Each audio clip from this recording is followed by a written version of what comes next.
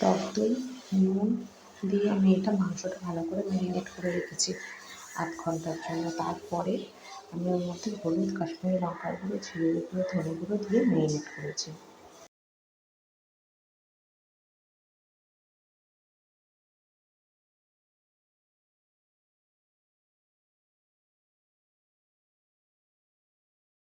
আলুগুলো হলুদ মাখিয়ে তেলের মধ্যে দিয়ে দিলাম, ভালো করে লাল লাল করে আমি আলুগুলো ভেজে নিলাম ফার্স্টে।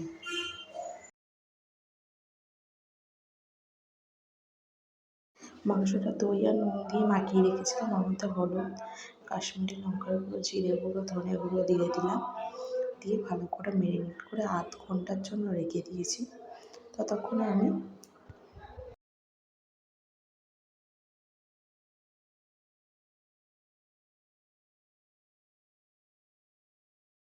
এর মধ্যে টমেটোটা দিয়ে দিয়েছি, যে মশলা আদা রসুন কাঁচা লঙ্কা সব বাটা ছিল, ওটাই মশলাটা ভালো মতন কষিয়ে নিয়েছি। কষিয়ে নেওয়ার পরে ভালো করে তেলও বেরিয়ে যাচ্ছে। তেল বেরিয়ে যাওয়ার পরে ওর মধ্যে আমি কী করলাম, একটুখানি নুন দিয়েছি, যেহেতু ম্যারিনেট করা রয়েছে মাংসের মধ্যে, তো আমি অল্প করে নুন দিয়েছি।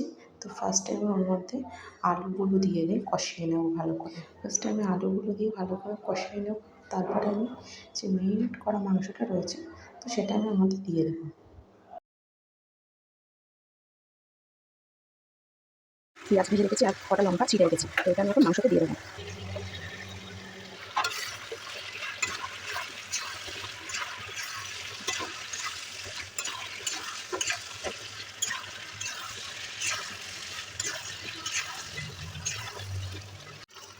মাংসটা খুব তৈরি হয়ে গেছে, একটু কষা কষা হয়ে গেছে মাংসটা এখন।